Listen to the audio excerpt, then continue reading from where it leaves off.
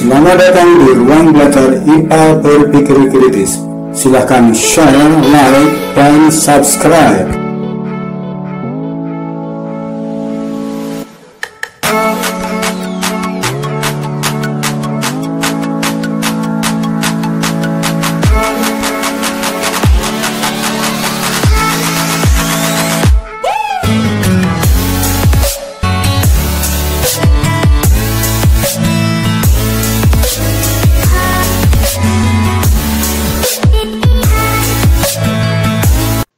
Assalamualaikum warahmatullahi wabarakatuh. Selamat datang di ruang belajar IPA Berpikir Kritis.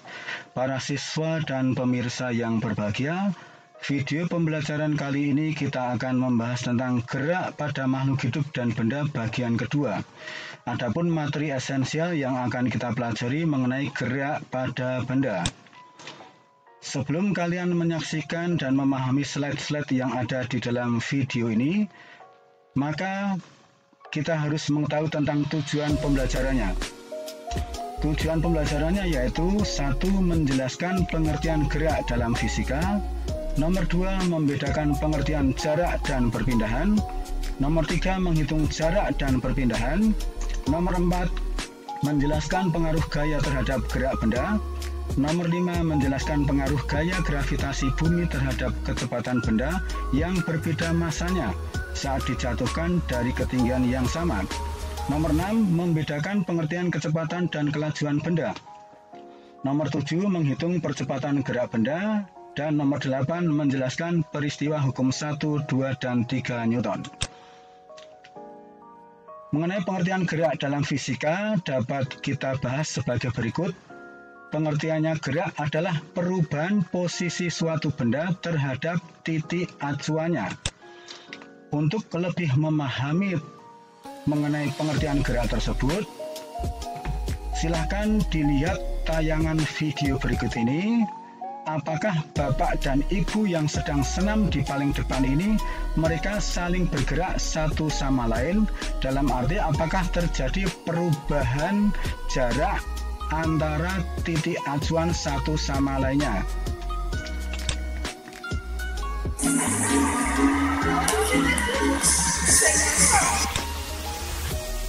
Nah, kemudian untuk video yang kedua, apakah bapak dan ibu yang sedang senam di paling depan ini, mereka saling bergerak satu sama lain? Artinya, apakah terjadi perubahan jarak antar titik acuannya?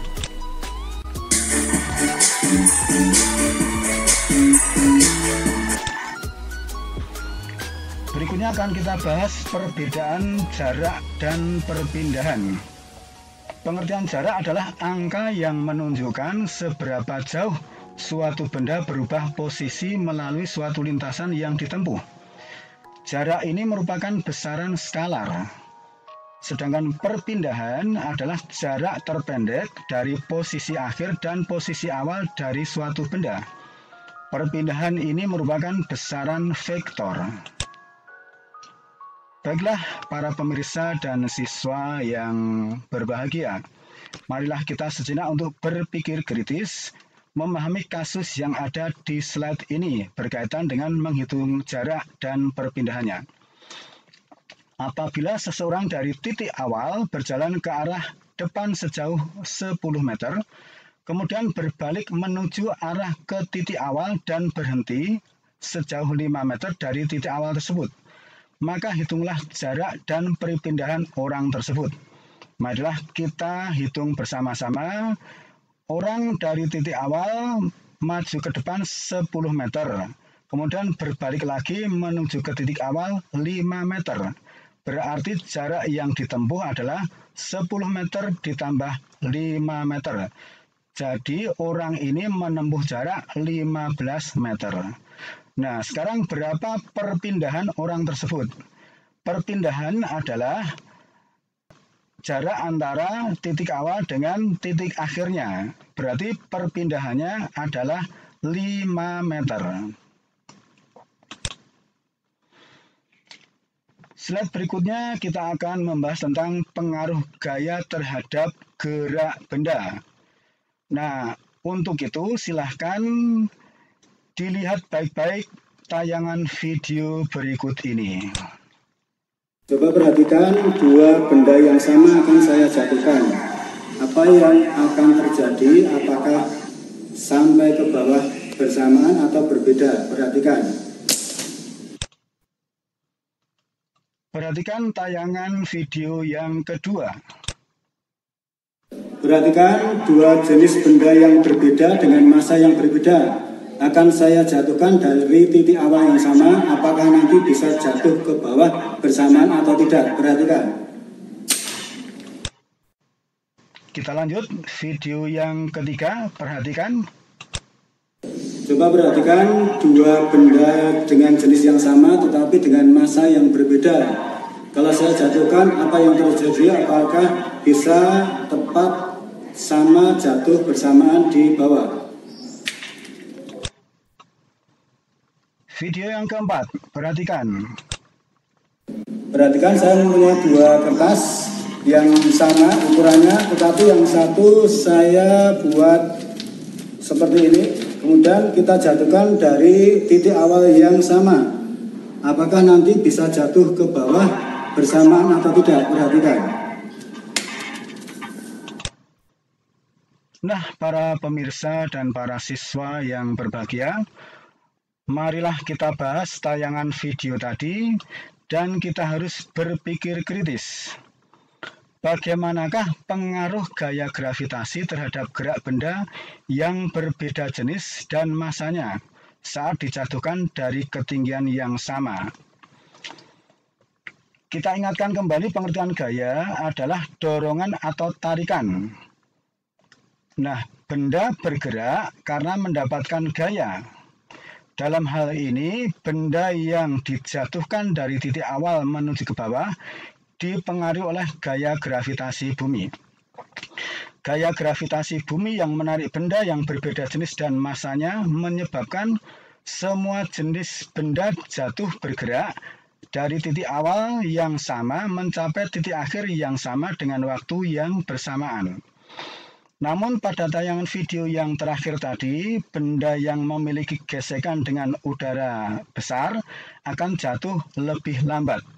Itulah mengenai pengaruh gaya terhadap gerak suatu benda.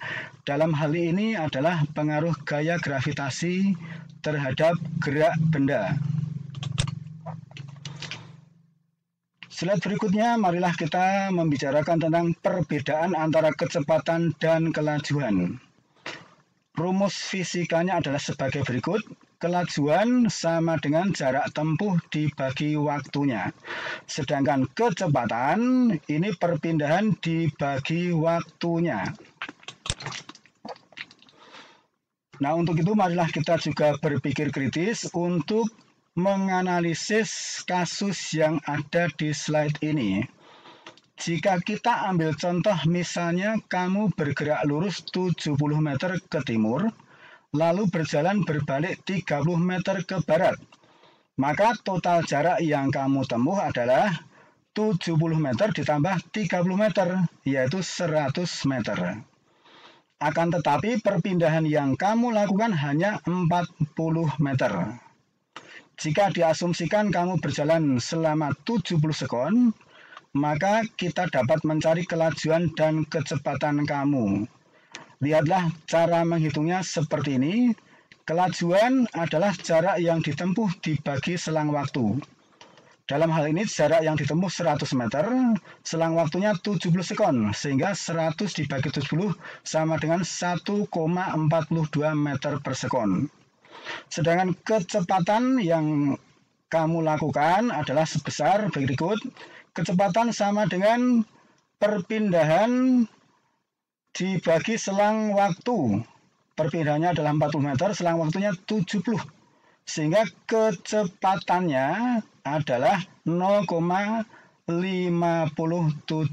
meter. Jadi kesimpulannya bagaimana perbedaan antara kecepatan dan kelajuan? Kecepatan adalah perpindahan suatu benda dibagi selang waktunya. Kecepatan merupakan besaran vektor. Sedangkan kelajuan yaitu perbandingan antara jarak yang ditempuh dengan selaku waktu yang diperlukan benda. Kelajuan ini merupakan besaran skalar. Nah, besaran vektor memiliki arah, sedangkan besaran skalar tidak memiliki arah. Pemirsa yang berbahagia serta para siswa yang saya banggakan, marilah kita membahas tentang bagaimana menghitung percepatan gerak lurus berubah beraturan pada benda. Nah, kita perhatikan kasus yang ada di slide ini. Mobil mulai bergerak dari titik awal dengan data kecepatan pada setiap detiknya seperti pada tabel di bawah ini. Hitunglah percepatan gerak mobil tersebut. Coba perhatikan kecepatan awal 0 pada waktu detik 0, 1, 2, 3, 4, 5. Sedangkan kecepatan akhir berkaitan dengan waktunya adalah 0, 4, 8, 12, 16, dan 20 meter per sekon. Bagaimana cara menghitung percepatan mobil tersebut? Diketahui VT 20 meter per sekon, V0 0 meter per sekon, T1 5 sekon, dan T0 0 sekon. Ditanyakan A atau percepatan. Baiklah, kita masukkan angka-angka itu ke dalam rumus percepatan, yaitu A sama dengan VT dikurangi V0 dibagi T1 dikurangi T0. Dengan keterangan A adalah percepatan, VT kecepatan akhir, V0 kecepatan awal, T1 waktu akhir, dan T0 waktu awal. Sehingga angkanya kita masukkan A sama dengan 20 dikurangi 0 per 5 dikurangi 0 sama dengan 20 dibagi 5, yaitu dihasilkan 4 meter per sekon kuadrat. Jadi percepatan gerak mobil tersebut adalah 4 meter per sekon kuadrat. Berikutnya, apabila data kita rubah, mobil mulai bergerak dari titik awal dengan data kecepatan pada setiap detiknya, seperti pada tabel di bawah ini. Hitunglah perlambatan gerak mobil tersebut. Kita perhatikan datanya. Kecepatan awal adalah 20 meter per sekon, kemudian waktunya mulai dari 0, 1, 2, 3, 4, 5, dengan kecepatan akhir 20, 16, 12, 8, 4, dan 0. Marilah kita hitung perlambatan mobil tersebut. Diketahui VT sama dengan 0, V0 20, T1 5 sekon, T0 0 sekon. Ditanyakan percepatan atau A. Kita masukkan di dalam rumus percepatan, yaitu A sama dengan VT dikurangi V0 dibagi T1 dikurangi T0. Kita masukkan angkanya, yaitu A0 dikurangi 20 dibagi 5 kurangi 0. Sehingga hasilnya A sama dengan min 20 dibagi 5, A sama dengan minus 4 meter per sekon kuadrat. Ini ada tanda minus, berarti artinya perlambatan. Jadi perlambatan gerak mobil tersebut adalah 4 meter per sekon kuadrat. Kesimpulan dalam menghitung percepatan dan perlambatan gerak mobil adalah sebagai berikut. 1. Jenis gerak yang dihitung percepatannya pada gerak mobil adalah gerak lurus berubah beraturan atau GLBB. 2. Gerak mobil pada saat terjadi gerak lurus berubah beraturan dapat dipercepat dan diperlambat. Nomor 3. Saat terjadi gerak lurus berubah beraturan, kecepatan berubah secara teratur dengan percepatan tetap. Nomor 4. Bila hasil perhitungan percepatan bernilai positif, maka gerak benda adalah gerak lurus berubah beraturan dipercepat.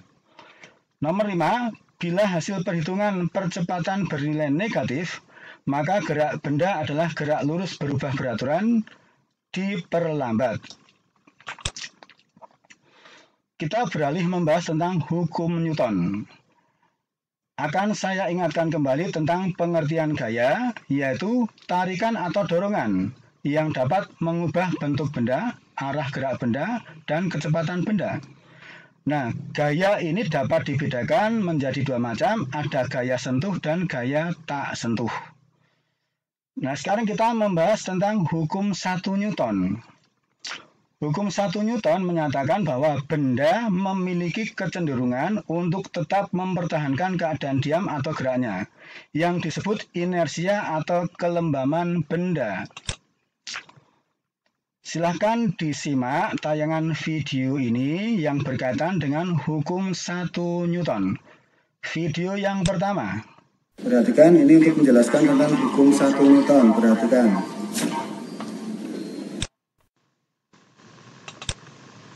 Kemudian tayangan video yang kedua.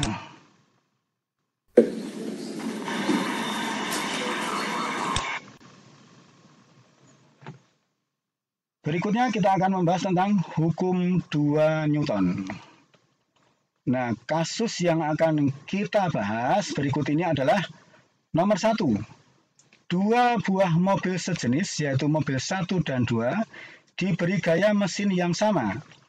Apabila mobil 1 dengan penumpang penuh, sedangkan mobil 2 hanya diisi sopir saja tanpa penumpang, maka mobil manakah yang dapat melaju lebih cepat?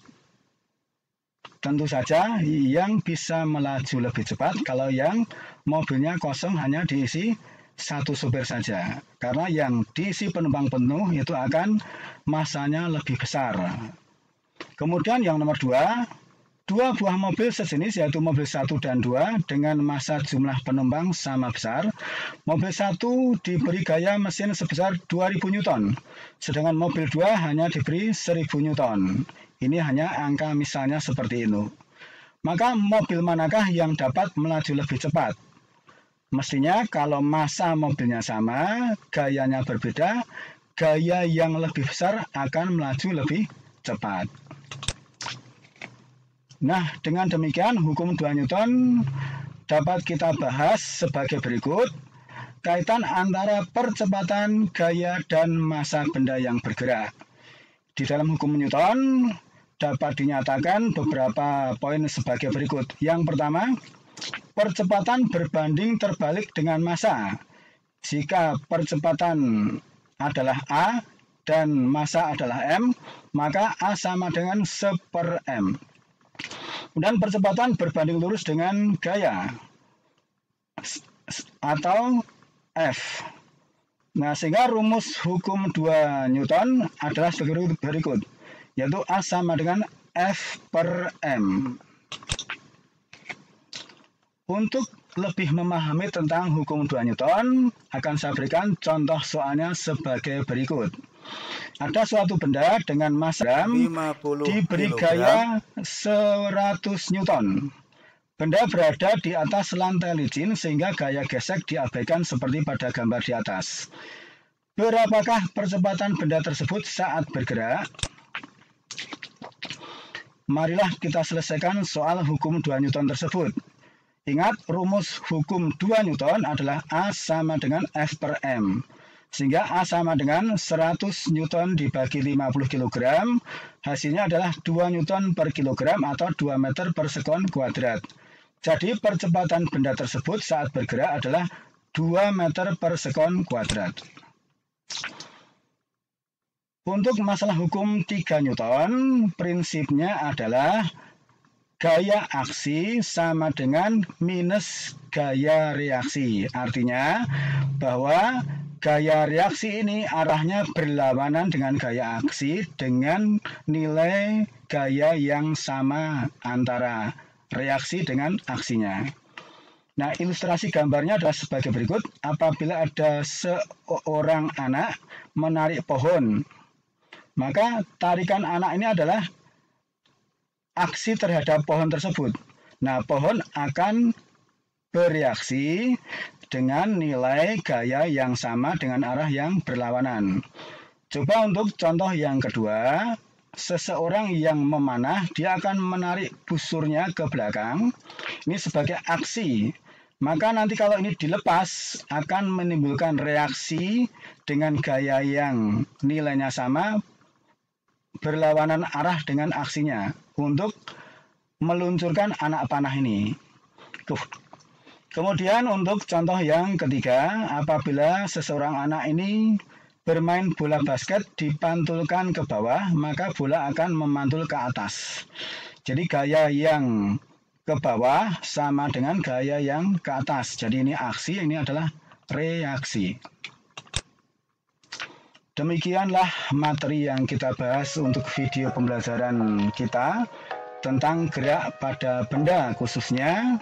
Mudah-mudahan bisa dipahami dan kita berjumpa lagi dengan tayangan video-video berikutnya. Assalamualaikum warahmatullahi wabarakatuh.